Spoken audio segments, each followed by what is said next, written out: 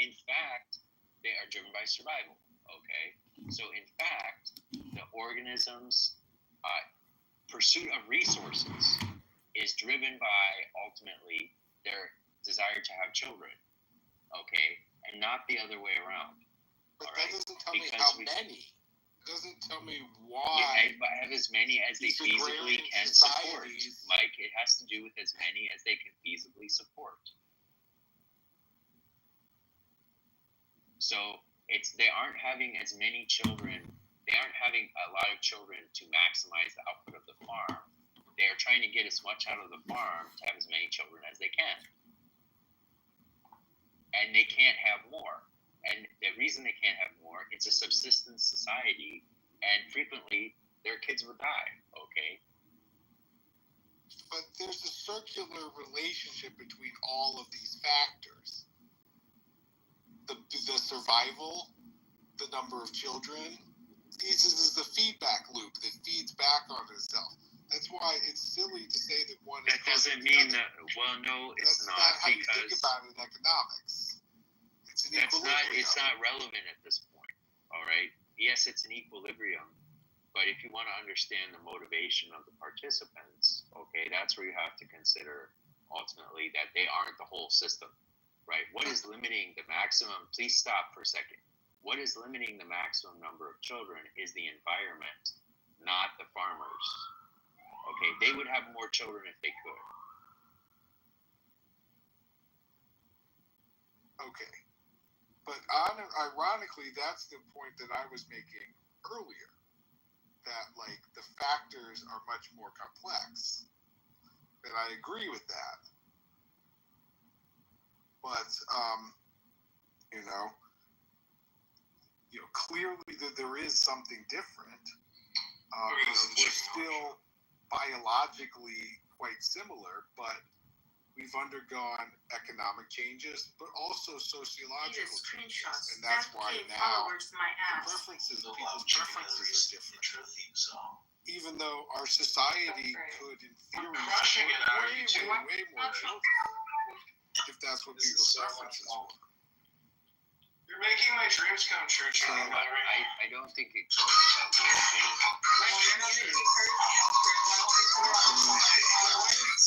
Why? What was the limiting factor? The limiting factor is but in the past, I mean, people would, kids would go out on their own. No, they wouldn't. No. Just all depends. I mean, you can't generalize all of human history. You human history, people couldn't. No, stop, Mike. Stop this. Stupid. No, That's stop. Ever. No, you're being stupid. You're doing that is a thing stupid generalization. No, you are being stupid. Okay, stop being stupid. Stop being stupid. Stop being stupid. How do you like that kind of argument, Mike? That's not an argument. All right, calling shit stupid. Calling shit stupid is not an argument. In okay. History, people couldn't hunt. That was what you claimed. No, I did not say that. I said in the Middle Ages they couldn't hunt. In Middle Ages, well, my understanding is that you could hunt in the Middle Ages. No, it was frequently illegal. But in other places it wasn't. Yes, but in other places it was illegal. Okay, so the assumption that they could hunt or they could do this or they could do that is not a reasonable assumption.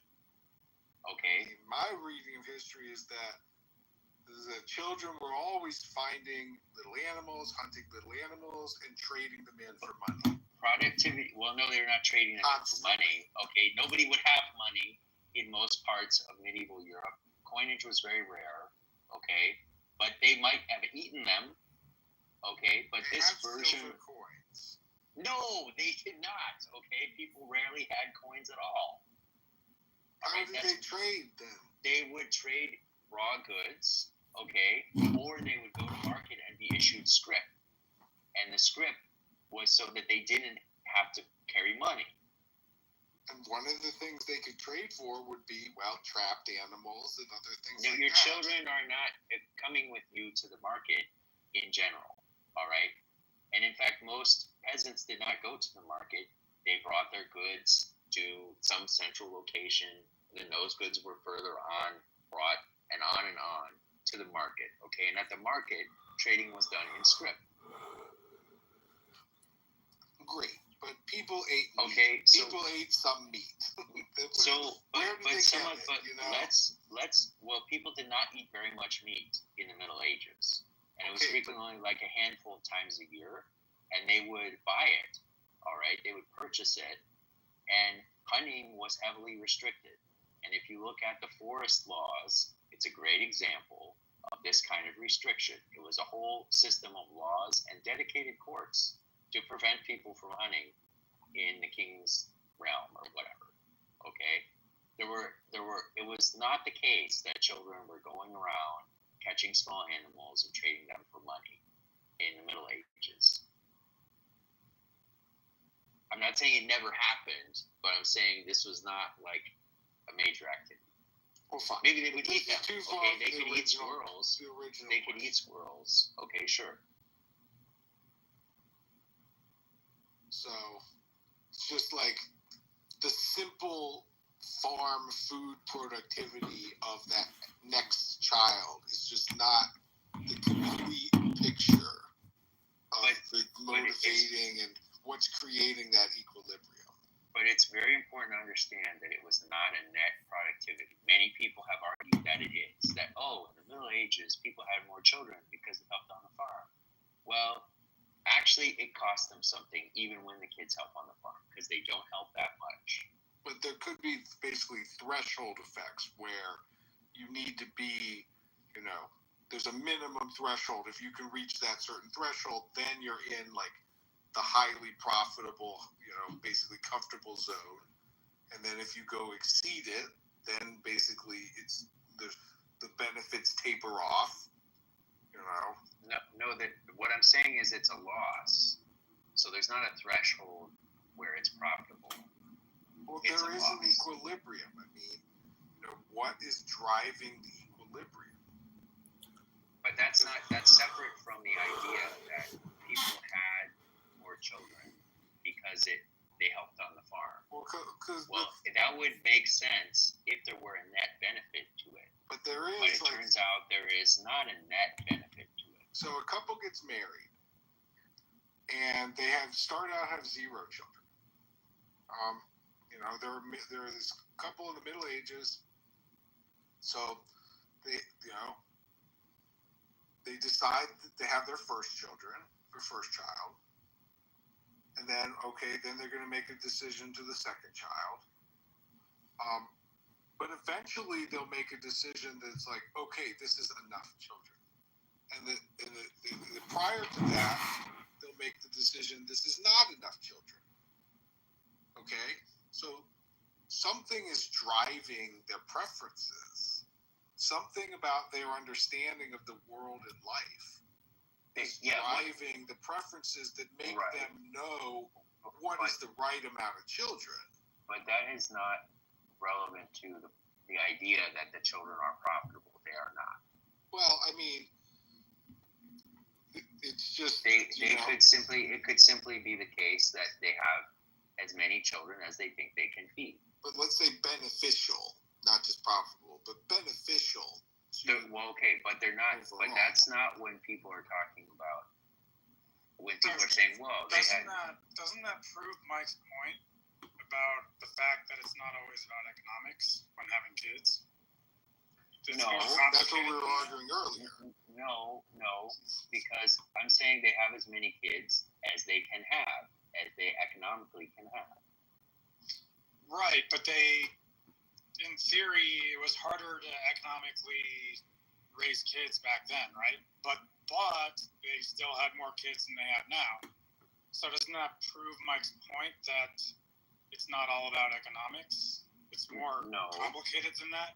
No, because you've got to ask what are the limiting resources, right?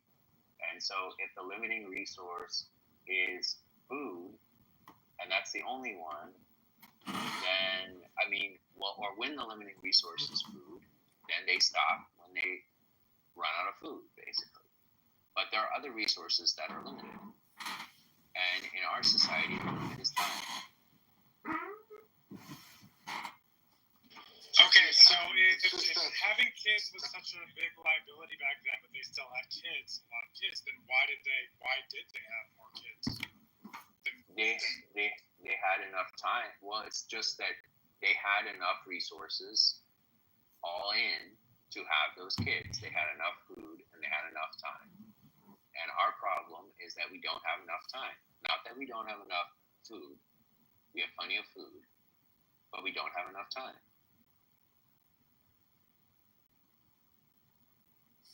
And that's because of income. Theory. And that's because of income inequality.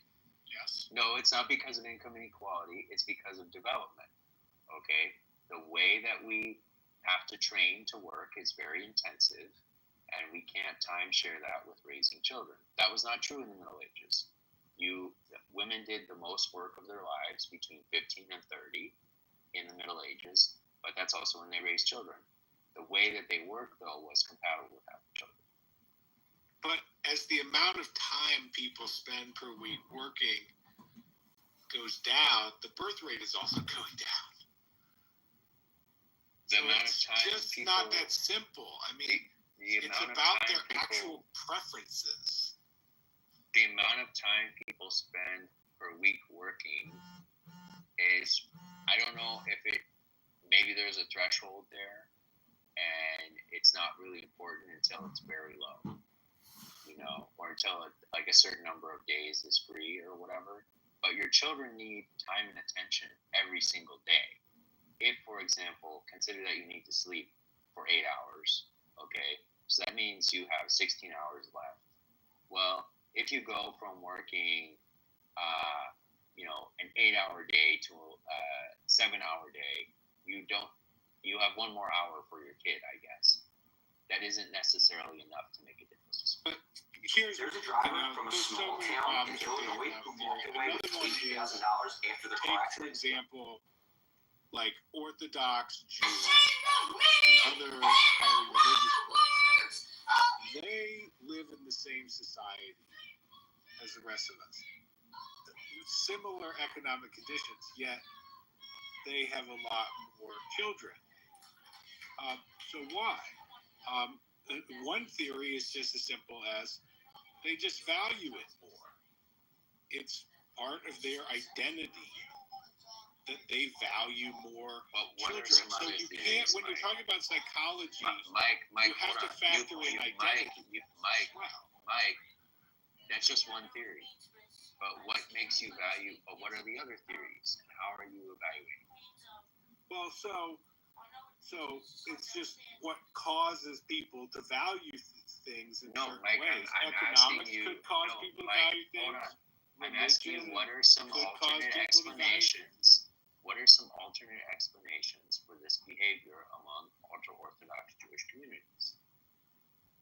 I mean, well, as opposed to just generalizing it, it's part of their identity to have large families, and other people in the group have large families.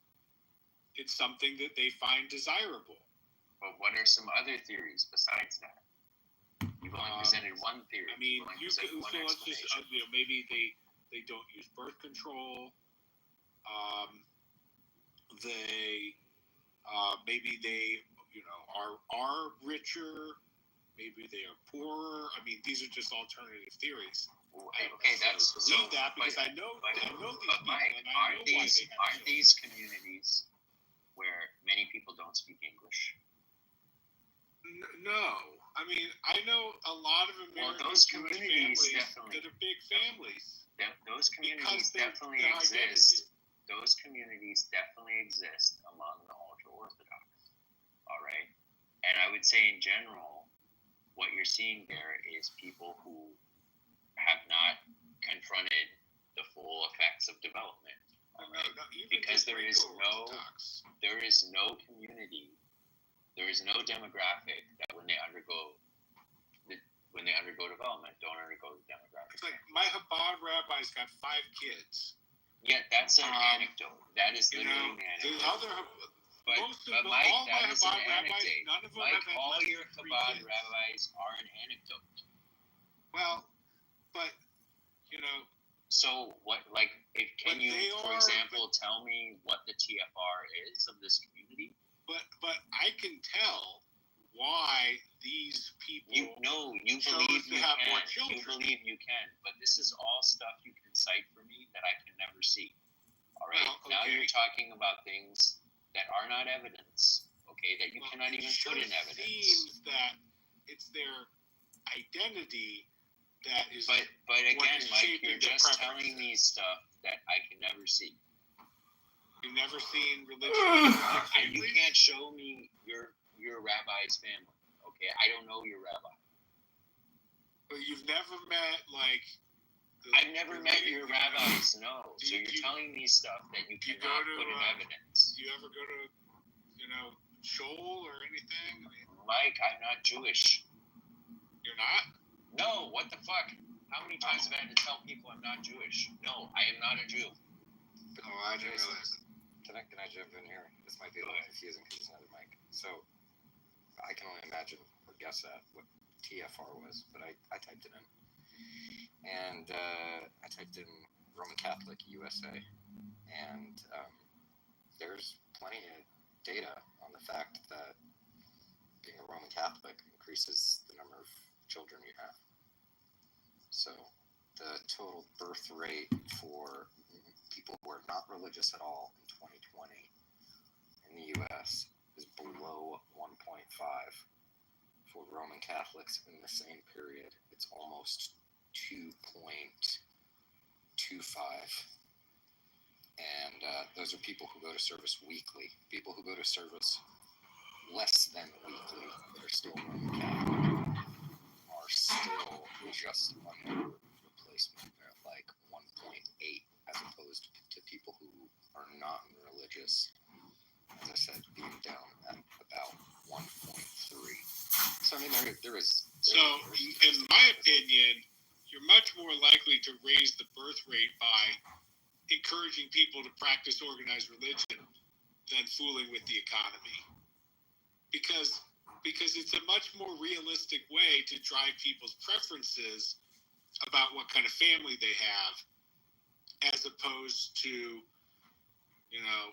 their economic realities. It's like one is more of a causal factor than the other.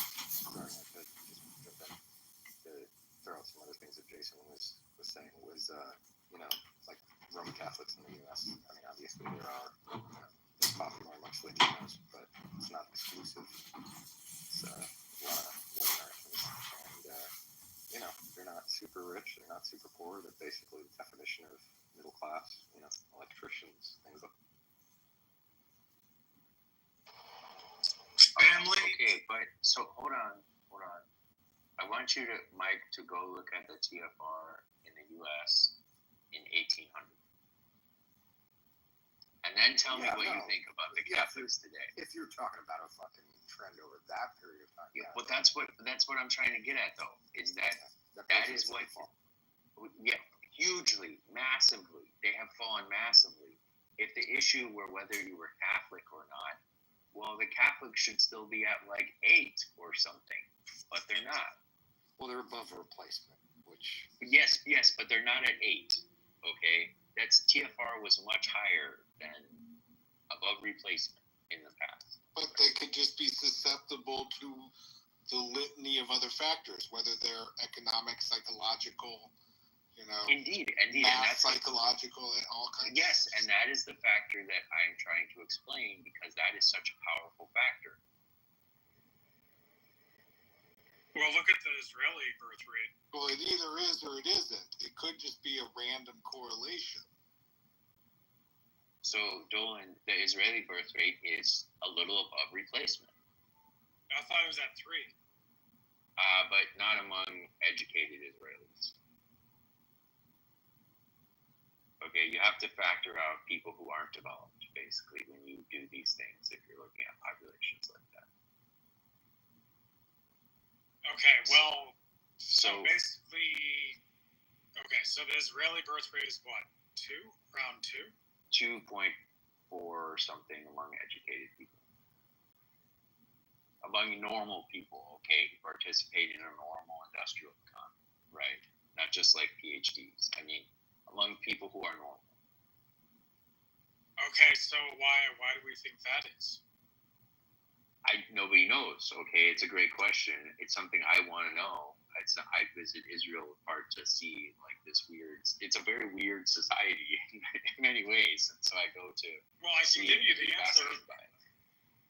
Nobody knows the answer, but go ahead. Well, the reason the Jewish people are so powerful is because they value education, religion, and family more than anything else.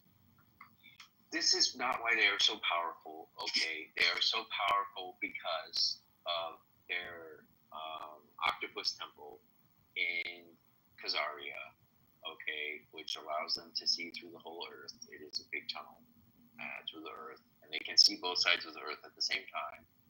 And that's why they are so powerful, okay? So don't try to fool me. Well, nobody knows the extent of the genetic basis of intelligence. This is something that's hotly debated, but it's too hard to experimentally,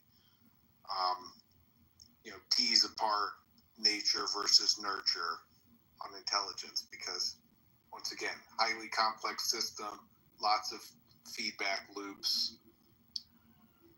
You can't take two twins and raise them drastically differently. You can, in fact, see a strong correlation between people's parents' intelligence and their intelligence, okay, even when they're separated from their parents. Right. So, and what that suggests is intelligence is about 50% heritable, okay, which is highly heritable. It's at least partially heritable. Yes, and Ashkenazi Jews have higher intelligence than other races. Almost all other races, maybe East Asians, are close, okay, but other races are less intelligent than Ashkenazi Jews. What about average? If you feel like you're part of a community and you have strong relationships? I mean, that may be one of the reasons during the feudal days, like, they're forced to have a community, right? Where you have a close-knit community. Maybe you're more likely to have kids. I don't know. I think these are all potentially contribute, but I don't think you can have a close-knit community if you're never in your house. But it could be just some kind of adverse selection from the distant past, where these traits were selected for this group, and like other traits were selected in other groups. Jason, just because of the circumstance. I'm not going to speculate too much on the Jews, okay? Yeah, what's the conceit of your argument, Jason? My argument? Yeah, I'm confused. Are we talking about birth rates or Jews, or what are we talking about? Birth rates. What I'm saying is we gotta go back to the future to get a handle on birth rates. In the ancient times, women worked hard. They worked hard in the economy, but they worked hard in the economy in a context where their kids could be around. So we have to come up with some plan for women to keep working hard, but in a way that they can have kids around and raise kids at the same time, just like in the ancient world. So that means like laser cutters, it means safe textile machines, it means, 3D printers and all that kind of stuff. Because kids can be around those. They won't get killed by them, okay? So I'm just to play devil's advocate. I'm not trying to get under your skin or anything. But so do you ever, we all, like most people generally on here, talk a lot about evolutionary biology, evolutionary psychology, all this type of stuff. Do you ever think about how, and I hate to sound like postmodernists here, but do you ever think about how different things conferred, the same traits conferred, particularly in humans, a social evolutionary advantage to certain people, and those things just fell out of fashion, right? Like technology takes those things off the table. So, for instance, and I mean, this is hypothetical, but so a certain amount of people, not just alcoholics, like within alcoholics, a certain amount of people get exhilarated. They actually find alcohol to be a stimulant. and it gives them energy. And when you lived in a society where you didn't have potable water and everyone was at least halfway drunk all day, you could see all the people who would be fucking sleepy and stunad, as they say, from drinking would kind of be out when it was mandatory. When there was like a three drink mandatory, like every 2 hours. The guy who got sharp, because if I fell off the wagon and had a couple drinks, I could park my car in your back pocket. Like I get sharp, So that was an evolutionary advantage for a very, very, very long time, or at least plausibly was, and it just fell out of fashion, right? Society advanced beyond that, and so to pick a trait and to patently say this is the best survival strategy, this trait was selected for this because it confers, forever enduring survival benefits, I don't think is necessarily true. I think it's probably got to be demonstrated.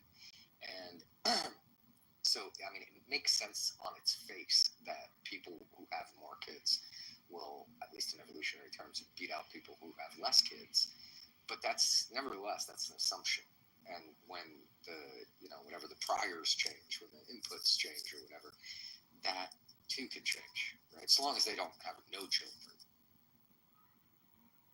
So, yeah, that's like, there is like a balance between number of children and investment in each child. And as infant mortality goes down and maternal mortality goes down, well, actually, as child mortality goes down, the benefits of investment in each child goes up. Right? As maternal mortality goes down, then you could theoretically have more children, right? Rather than less. But for some reason, it doesn't happen. But I think there's a solution in all this, which we can get into later. Well, I was trying to radical idea. I was trying to drill down on why you think it's a problem, though you acknowledge that. Oh, why do I think it's a problem to have fewer children? Period. Yeah, it sounded like you at least, hypothetically agreed with what I pointed out, that like basically questioning the assumption of like, well, why is having larger families, so long as you're at or around replacement, why is it just a priori better to have more or vastly more than replacement? It's not better. Actually, replacement is really the goal, right? But to get to replacement, some people have to have 3 or 4 children or 5. So the social tolerance has to be higher than like 2 kids, because 2 is not replacement, right? 2 is below replacement.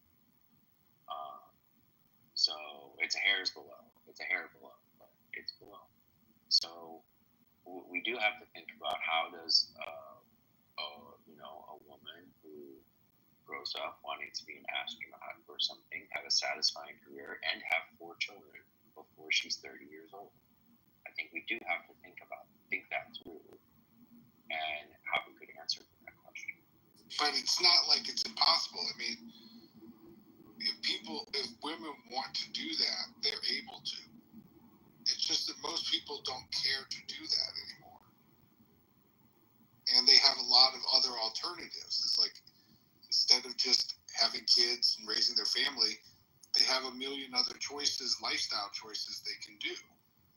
I don't think that's true. I don't think it's possible to have, for most people, for most careers, to have 4 children and that career before 30, because the intensity of training required for being a lawyer or being, take your pick, chemical engineer, or many other careers that we have is too great. Yeah, this just kind of seems too, I don't know, multivariable, right? Like, because, so like I was just questioning like the basic assumption of like more kids equals better unequivocally. And now you're bringing into the mix, the economic means of the family. And are you bringing this up just because it seems like it's been demonstrated, at least in America and the West, that these are the choices people are making to put off for that thing? Because I mean, there are plenty of people who have plenty of kids who are not like lawyers and things like. Right, but they will have, in many cases, some other career, which it can be intensive. Okay, it could be a I don't know, adhesive materials technician or a nurse practitioner. That's a very intense career, actually. To many families of medical professional women frequently go into that. Why do we need women to have intense careers between 15 and 30? Well, it is because those are their most productive years economically. And now we imagine a battle to the death between societies, right? We have to go back to Darwin. Darwin teaches us that life is a battle to the death. And so one society makes use of those years, and one society does not. Then those societies have war. Which society has more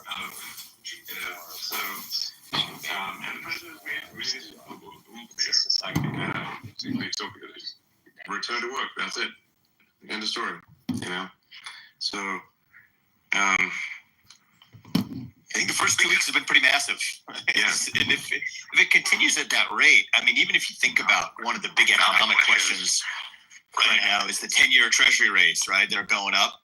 Bond markets don't like our national debt.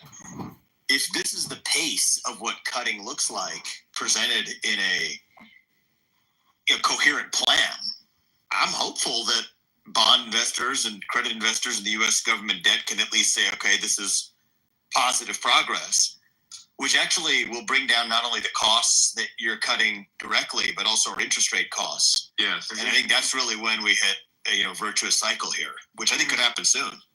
No, I agree. Actually, the bond markets do not currently reflect the savings that I'm confident we can achieve. And I'm giving a talk later this week with J.P. Morgan Chase and Jamie Dimon, and this is bit obviously a financial audience, and really to say, look, if you're shorting bonds, I think you're on the wrong side of the bet. Yeah. I mean, it's basically seriously. Yeah. It's like really like basically the bond. I mean, there will be less debt needed as we stop wasting taxpayer money on crazy things like whatever the $15 million for condoms to Gaza, which I suspect didn't actually end up being condoms in Gaza. That's a lot of condoms, guys. What is it, a super tanker of condoms? How many do you need? Oh my gosh, you guys. That's a real line item. That's not a fiction. Well, is this fiction? I don't doubt that we did have those items going to Gaza. I don't know if it was that many, but this is that was the line item. It was $50 million. This is the problem. Yeah. Well, it was probably that line item, but God knows. Yeah, what was it really? Right, yes, exactly. But that's the problem we have with the budget, and why when monies flow through all of these entities, we may have a line item that goes to, say, USAID, or maybe goes through USAID to the United Nations, and then from the United Nations it goes